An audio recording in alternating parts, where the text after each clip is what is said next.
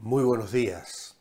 Estamos a jueves meditando en la epístola de Judas y hoy nos toca meditar en los versículos 20 al 23. Pero vosotros, amados, edificaos sobre vuestra santísima fe, orad en el Espíritu Santo, manteneos en el amor de Dios, esperad la misericordia de vuestro Señor Jesucristo para vida eterna.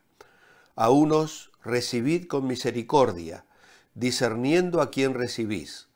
A otros salvadlos por temor, arrebatándolos del fuego, pero con mucho cuidado desechad aún la ropa contaminada por el contacto con su cuerpo.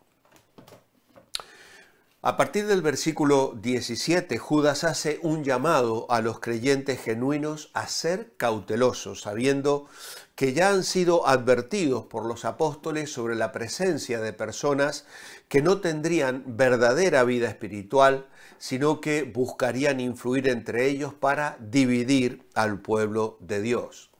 Ahora la exhortación es directa y positiva, llamándoles a una vida santa, a una dependencia real en oración y a una búsqueda de bendición piadosa hacia otras personas. Todas estas cosas van en una dirección contraria a la de los falsos maestros que precisamente no practican la santidad ni dependen de Dios en oración, ni procuran el bien de las demás personas, sino que buscan su propio beneficio. Es la tercera vez que Judas les llama amados. Ellos serán amados del Señor, que es la primera y maravillosa bendición a la que los hijos de Dios nos aferramos en toda situación. De hecho, vamos a estar viendo la próxima semana, al recomenzar, al tomar la segunda parte de nuestro estudio hacia el conocimiento de Dios, ese tema extraordinario, el amor de Dios. Ahora bien, ellos no solo eran amados por el Señor, también eran amados por Judas, que como pastor les escribe expresando el sentir sincero de quien ha recibido de parte del mismo Señor la tarea de apacentar a los creyentes, de apacentar a los suyos. Las recomendaciones que vamos a encontrar en este versículo 20 nos recuerdan esa trilogía que Pablo utiliza en sus cartas: el amor, la fe y la esperanza, o la fe, el amor y la esperanza. Si fuésemos, por ejemplo, a 1 Tesalonicenses, capítulo 1, versículos 1 al 3, veríamos cómo el apóstol Pablo ora a Dios dando gracias por estas virtudes manifestadas ampliamente en la vida de los creyentes en esa iglesia.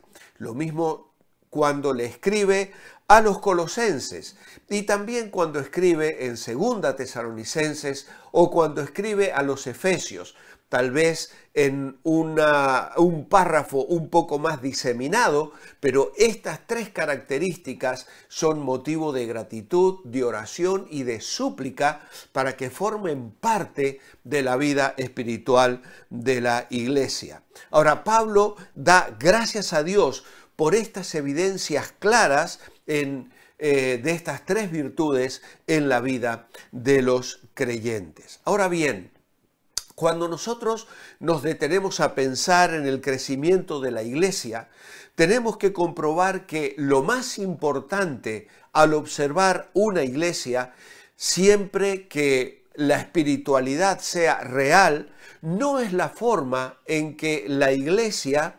lleva adelante los ministerios, las actividades y las formas de hacer las cosas, sino el que la fe sea vivida con un compromiso, con pasión y con entusiasmo.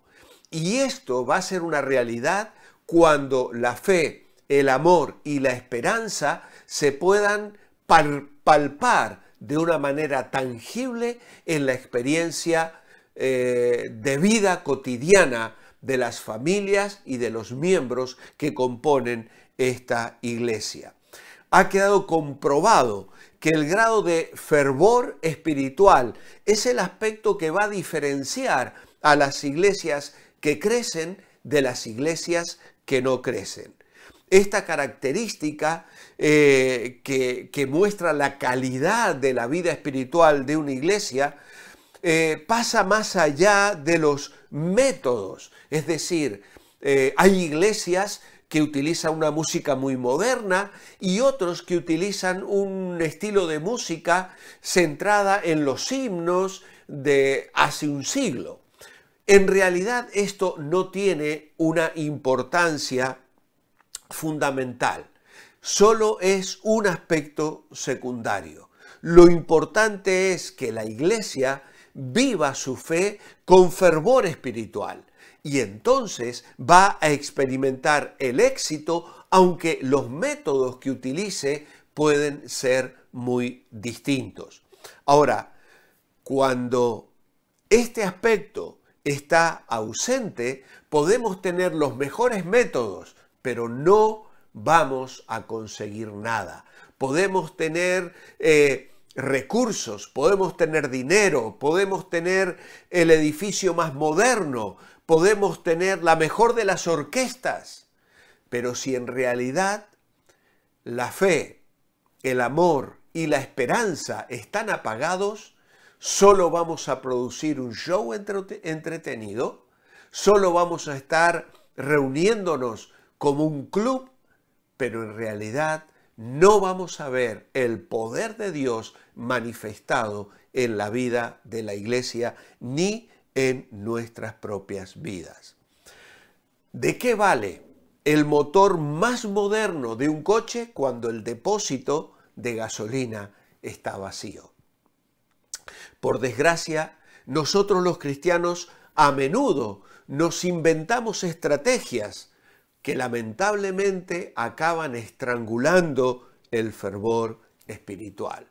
Y aquí estamos hablando de espiritualidad ferviente, estamos hablando de consagración a Dios, estamos hablando de disciplinas, de hábitos espirituales personales, disciplinas espirituales comunitarias, corporativas. Estamos hablando de dinamismo espiritual. En mi vida personal debe haber una fe, un amor y una esperanza que yo la pueda comunicar. Y entonces, cuando la iglesia se congrega, se contagia. Y cuando yo me contagio del amor de Dios derramado en la vida de mis hermanos, pues entonces eso me proyecta, me desafía y me levanta. Por eso la pregunta hoy es, ¿vivimos la fe con ímpetu, con entusiasmo, con pasión o realmente es un mero cumplimiento del deber? Estas cosas se excluyen mutuamente. Por eso debemos señalar aquí que cuando Judas recomienda edificarse sobre vuestra santísima fe, no es tanto una referencia a las expresiones personales de fe que puedan estar más o menos presentes en la vida de cada hijo de Dios, sino que es una referencia que está en paralelo con el versículo 3, donde recomendó perseverar en la fe que fue una vez dada a los santos. Es decir, se trata del cuerpo de doctrinas cristianas enseñadas por los apóstoles en las que el cuerpo de Cristo, es decir, la iglesia, formada por cada creyente, encuentra su sólido fundamento. Los creyentes nos debemos esforzar por fortalecernos unos a otros en ese precioso don, de modo que seamos edificados y perfeccionados. Nuestra fe debe ser sólidamente basada en la palabra de Dios y vivida en el dinamismo cotidiano de una vida que agrada al Señor, porque sin fe es imposible agradar a Dios. Es necesario que el que se acerca a Dios crea que le hay y que Él galardona a los que le buscan. La oración en el Espíritu. Es esa oración que se hace en la voluntad de Dios, como expresa Pablo a los Efesios en el capítulo 6 y el versículo 18. Mantenerse en el amor de Dios a efectos prácticos puede significar dos cosas: el amor de Dios por nosotros o el amor de nosotros por Dios.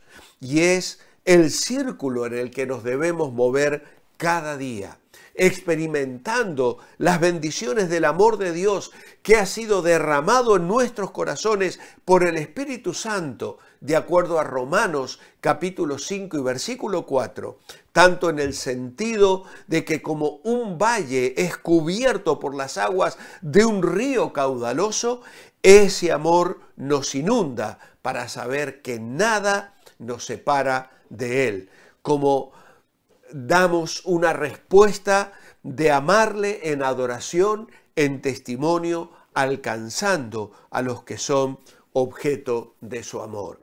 Y finalmente, aunque la palabra esperanza no aparece en el texto, Judas expresa claramente la idea cuando dice aquí: esperad la misericordia de nuestro Señor Jesucristo para vida eterna. El cristiano espera con profundo deseo el día en que la misericordia de Dios lo absolverá de toda condenación.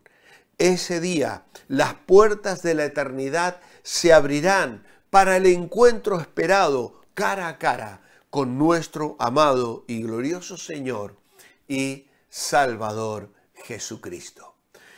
Fortalecidos por estas experiencias de vida espiritual, firme, sólida, ferviente, entonces somos llamados a recibir a otros con misericordia, discerniendo a quién recibís. Volvemos un poco a las cartas de Juan, en una época en la que había que abrir los hogares para recibir personas que venían en nombre del Señor, para fortalecer a la iglesia, pero que fue una costumbre aprovechada por falsos maestros a los que había que cerrar la puerta. Luego dice a otros: salvadlos por temor, arrebatándolos del fuego. Y esto nos habla de que tenemos que trabajar para alcanzar a aquellos que tal vez estuvieron con nosotros, pero que luego claudican en su fe. Tenemos que orar por ellos, tenemos que enviarles mensajes de amor, tenemos que tratar de abrazarles, no solo con nuestras oraciones, sino con nuestras vidas prácticas, para traerles nuevamente al camino del Señor. Dice Pedro que el amor cubrirá multitud de pecados, y aunque haya hermanos en la fe que hayan fracasado en su vida espiritual, podemos trabajar para rescatarles, llamarles al arrepentimiento y reconducir sus vidas en el temor, en la dependencia y en la santidad. Pero con mucho cuidado, dice, tenemos que quitar aquellas cosas que fueron las que le llevaron al fracaso. En este sentido, tenemos que mostrar amor hacia los hermanos que pecan, pero a su vez tenemos que rechazar enfáticamente los hábitos de pecado que les han llevado al fracaso.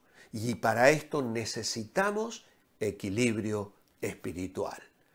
Oramos en esta mañana diciendo: amado Padre Celestial, gracias te damos porque nos mueves a la fe, al amor y a la esperanza. Y en esas virtudes queremos afirmarnos hoy para crecer en ti. Pero Señor, también clamamos por aquellos hijos tuyos que se han alejado de ti, que tal vez están viviendo hoy en el pecado, que sepamos llegar hasta ellos para atraerles al redil, pero a su vez ayudarles a rechazar todo aquello del mundo que les contamina y que les impide vivir en victoria. Danos sabiduría para hacerlo. Lo pedimos hoy en tu nombre. Amén. Que Dios os bendiga. Manteneos bendecibles.